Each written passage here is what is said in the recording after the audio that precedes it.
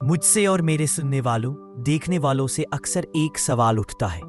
यह सवाल कई जगहों पर कई लोगों के दिल में छिपा हुआ है। वह सवाल है, मैं अपने मकसद पर कैसे फोकस्ड रह सकता हूं? मेरा ध्यान क्यों भटक जाता है? क्या यह सच में मुमकिन है कि कोई इंसान अपने जहन को एक जगह रखे?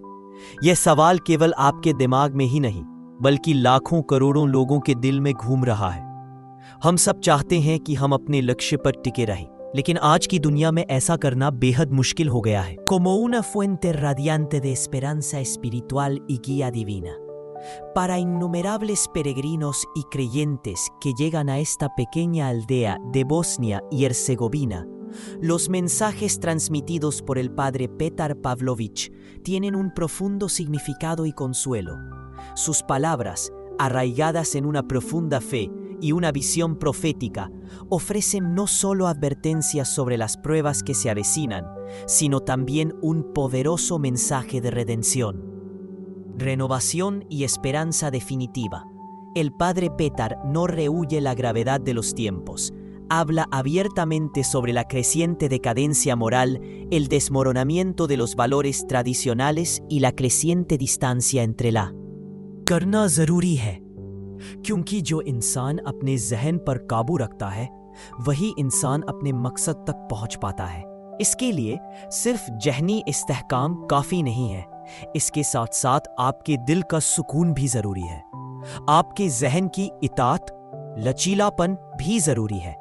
जो भी आपका मकसद है, चाहे वह मंजिल हो, शोहरत हो, पहचान हो या फिर अपने आप को ढूंढना हो, सबसे पहले आपको अपने दिल और जहन को एक जगह फोकस करना होगा। जैसे सजदा तब मुकम्मल होता है जब माथा एक जगह पर झुकता है, वैसे ही आपका रास्ता भी तब साफ होता है जब आपका जहन बेकार में भटक नहीं रहा होता। आप शायद सोच रहे होंगे, मैं डॉक्टर बनना चाहता हूं, इंजीनियर बनना चाहता हूं, कंटेंट क्रिएटर बनना चाहता हूं या फिर कोई बड़ा इंसान बनना चाहता हूं।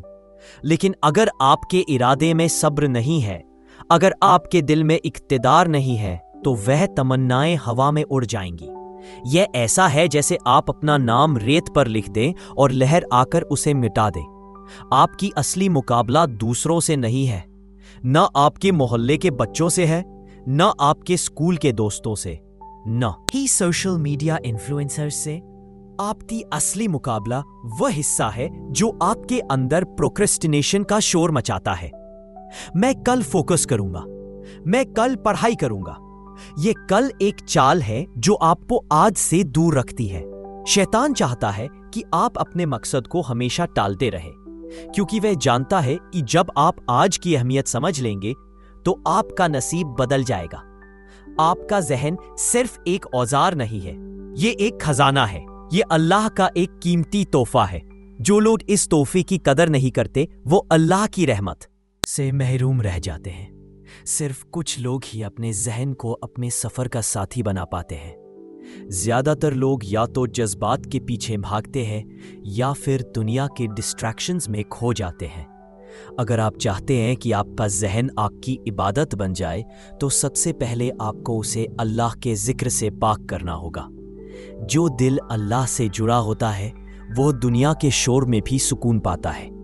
जो दिल अल्लाह से जुदा होता है, उसे तन्हाई में भी सुकून नहीं मिलता, क्योंकि तन्हाई में ही हम अपनी आत्मा से मिलते हैं और अपनी आत्मा को समझकर हम अपने रब से मिलते हैं। आप शायद सोच रहे हैं, मैं फोकस्ड क्यों नहीं रह सकता? इसका जवाब है, तवज्जो तब तक मुस्तहकम नहीं रह सकती जब तक आपका इरादा पूरे नहीं होता, और इरादा तब तक पूरे नहीं हो सकता जब तक उसमें अल्लाह का नाम नहीं होता। देखिए, वह काम जो सिर्फ दुनिया के लिए किए जाते हैं, वह रूह को ढाका देते हैं, लेकिन जो काम अल्लाह की रजा के लिए किए जाते हैं, वह तकात से भरे होते हैं। जब आप समझ जाते हैं कि आपका मकसद सिर्फ कामयाबी नहीं है, बल्कि अल्लाह की रजा का मुस्तहिक बनना है, तो आपकी तवज्जो अपने आप अपने मकसद की तरफ रुख कर लेती है। वह चीज जो आपको कभी तोड़ती थी, अल्लाह उसी चीज को आपको मजबूत बनाने के लिए इस्तेमाल करेगा। लेकिन उसका राज यह है कि आपको अपनी टूटी हुई हालत के बावजूद सब्र से काम लेना है, क्योंकि हर मुश्किल के बाद जिन्नत आती है और हर अंधेरे के बाद रोशनी। आप शायद सोच रहे हैं, कैसे पता चलेगा कि मैं सही रास्ते पर हूं?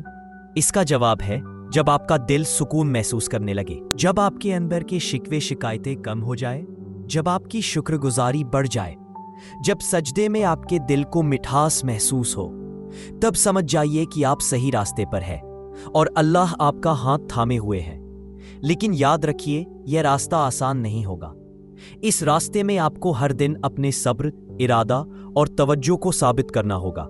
आपको बार बार यह साबित करना होगा कि आप अपने रूह के मकसद के लिए जी रहे हैं, दुनिया के शवरात, शोर शराबे के लिए नहीं। अब फैसला आपका है।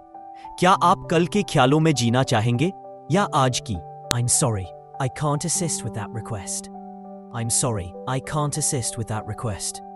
ई तारीफ, लाइक्स या प्रेस की जरूरत नहीं होती। आप उन जगहों पर रोशनी डालेंगे जहां पहले सिर्फ अंधेरा था।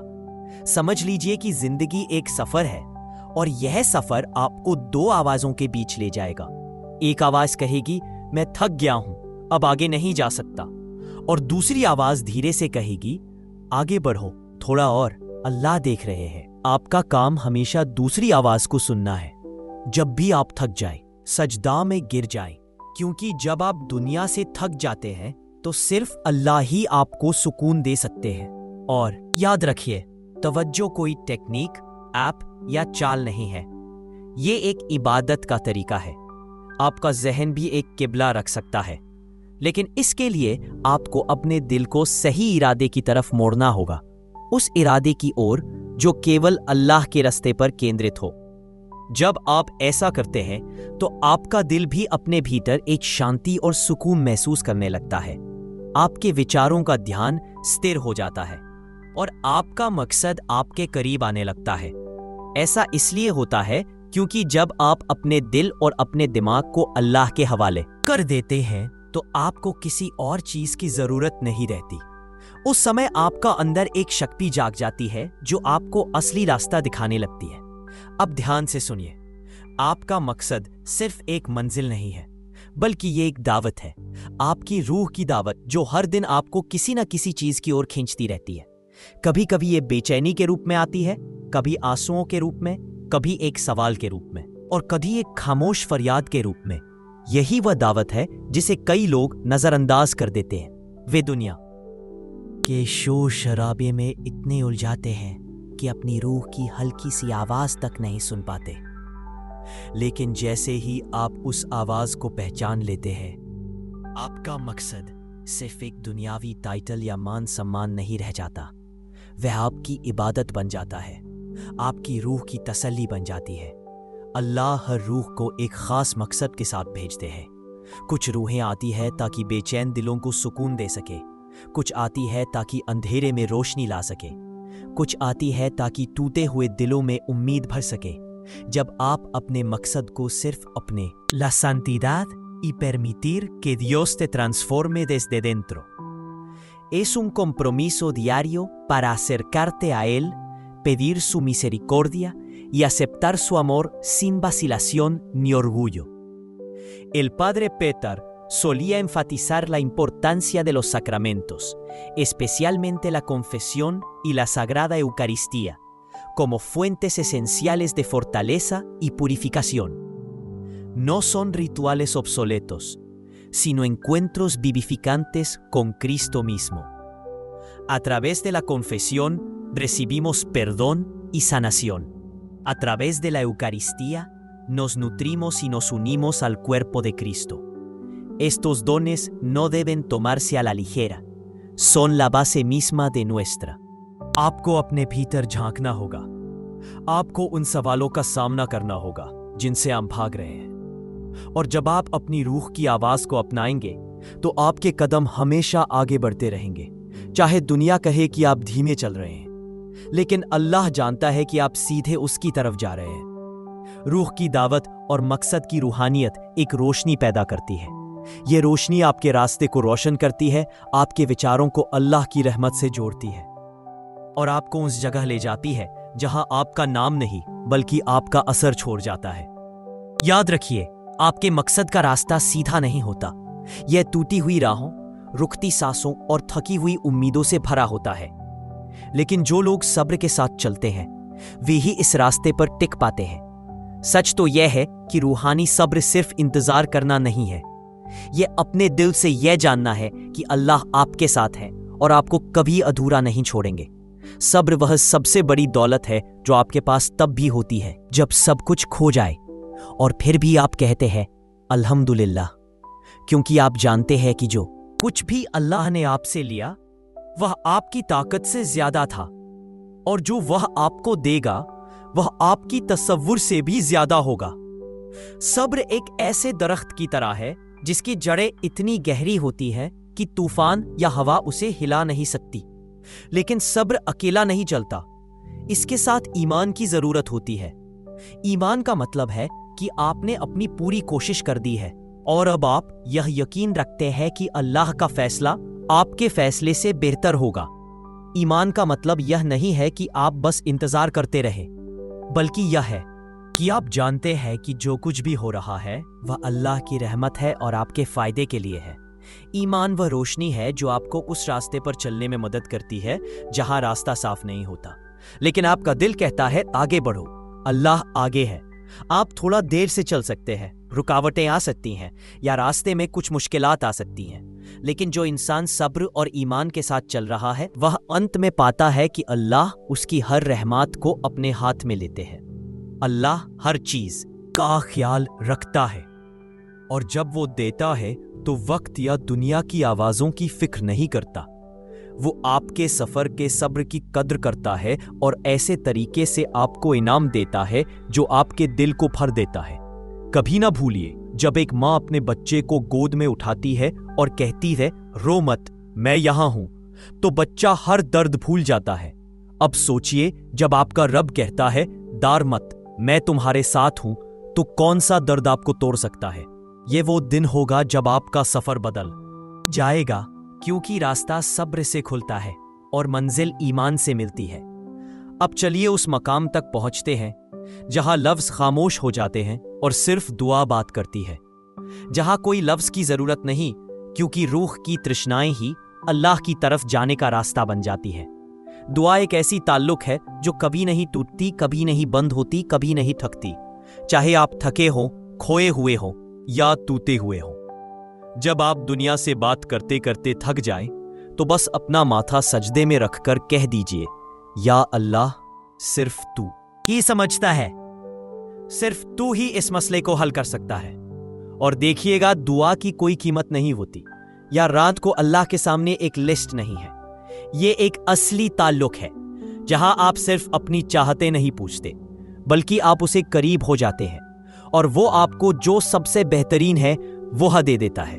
सोचिए, दुआ में कौन सी बात आपके आंसुओं को निकाल देती है? क्या वो आपके भीतर की छिपी हुई बेचैनी है? क्या वो एक ऐसी गहरी खामोशी है जो शब्दों से अधिक बोलती है? कभी कभी आपके आंसू बिना किसी लफ्ज के अल्लाह के पास पहुंच जाते हैं, क्योंकि अल्लाह को आपके लफ्जों की जरूरत नहीं, वह तो आपके दिल की धड़कनों को समझते हैं। वह जानते हैं कि आपने टूट कर भी मुस्कुराने की कोशिश की, और जब आपके भीतर का खालीपन इतना भारी हो गया कि आपको खुद अपने आप में खोजने के लिए मजबूर कर दिया। दुआ की ताकत यह नहीं है कि वह तुरंत सभी मुश्किलों को हल कर दे, बल्कि यह है कि वह आपके दिल को मजबूत करती है। ये वह ढाल है जो आपको आगे बढ़ने की हिम्मत देती है। ये एक ऐसा रिश्ता है जो आपके और आपके रब के बीच में छिपा हुआ है, एक ऐसा राजदार संबंध जो आपके दिल की हर धड़कन में मौजूद है। आप अंधेरे में रोते हैं, सजदा करते हैं, और फिर अचानक एक अनजानी जगह से रोशनी आपके पास लौट आती है। अल्लाह से आपका ताल्लुक बहुत नाजुक है, न तो आपको इसे बहुत तेजी से तोड़ना चाहिए, ना ही अपनी उम्मीदों को छोटा करना चाहिए। जिस तरह एक बच्चा अपनी माँ के पास बिना किसी झिझक के जाता है, ठीक उसी तरह आपको अल्लाह के पास जाना चाहिए, एक टूटे हुए दिल के साथ। जितनी इज्जत और आस्था के साथ आप अल्लाह के पास जाएंगे, उतना ही वह आपकी बात सुनेंगे। क्या आपने कभी महसूस किया है कि आपने अपनी सारी बातें कह दी है, फिर भी कुछ अधूरा सा लगता है? वह अधूरापन एक सजदे में पूरा हो जाता है। दिल से दुआ करना कोई जल्दबाजी की बात नहीं है, न ही कोई लिस्ट जिसे खत्म करना हो। यह ठीक उसी तरह है जैसे आप अपने सबसे करीबी और महबूब से बात कर रहे हो। अल्लाह दूर नहीं है, वह तो आपकी पहली सांस से भी करीब है। वह तब भी आपके साथ थे जब आपने उन्हें याद किया था, और अब भी आपके साथ है। और याद रखिए, जब आप अल्लाह के सिवा किसी से कुछ भी नहीं मांगते तो दुनिया की हर चीज आपके पास आकर गिर जाती है।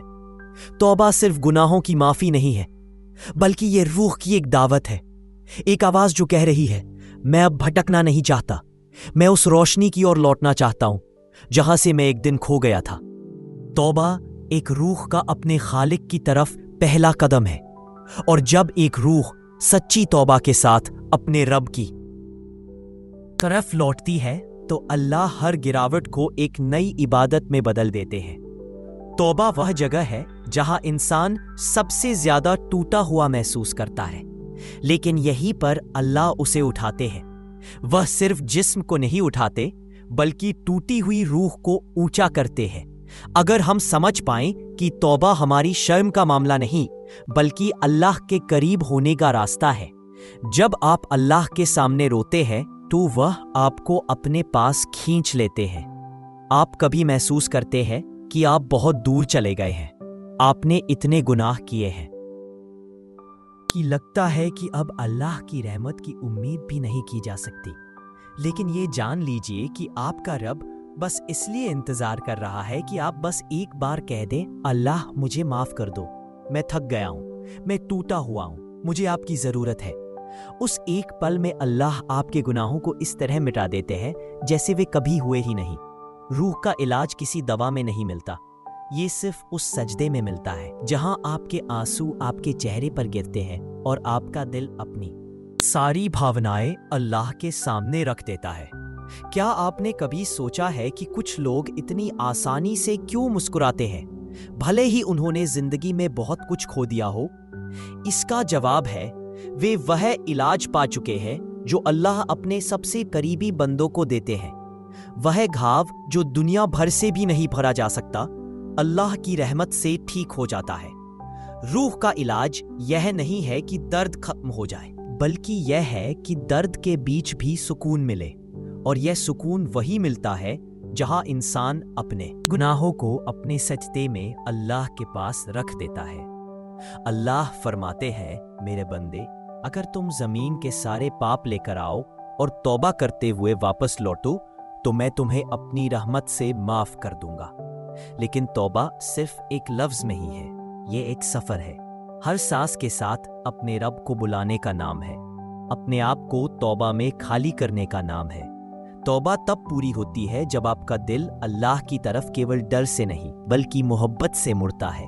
तब होता है जब आप बस चाहने लगते हैं वह सफाई जो आपने कभी खो दी थी। तौबा आपको उस अंधेरे से निकालती है जो आपके गुनाहों ने पैदा किया था, और रूह का इलाज वह रोशनी है जो अल्लाह उसी अंधेरे में भेजता है। जब इंसान अपने गुनाहों को कबूल कर लेता है और उसके दिल में सुकून उतर जाता है, यही है असली आज़ादी। गुनाहों से, नफरत से, शैतान से और उस बोझ से जो नजर नहीं आता लेकिन दिल में भारी होता है। रूह का इलाज तब होता है जब आप खुद को माफ करना सीख जाते हैं, जब आप समझ जाते हैं कि अल्लाह ने आपको अपनी रहमत के लिए चुना है। आपके गुनाह अब जहन्नुम की आग नहीं है, बल्कि वे तौबा के आंसू बन जाते हैं। ये इलाज दुनिया की किसी दवा से नहीं मिलता, ये एक रूहानी रोशनी है जो सजदा करते वक्त चमकती है। तौबा के बाद का रास्ता खूबसूरत होता है, क्योंकि अब आप गुनाहों के जरिए नहीं बल्कि बरकतों के जरिए सीखना शुरू कर देते हैं। आपका दिल जो पहले बहुत भारी था अब नाम हो जाता है। अब आपका अल्लाह आपसे दूर नहीं होता, वे हर सांस के साथ आपके साथ आता है। और यही वह इलाज है जिसकी तलाश दुनिया अपनी लाखों मुसाफिरियों के बाद करती है, जबकि यह बस एक सजदा की दूरी पर होता है।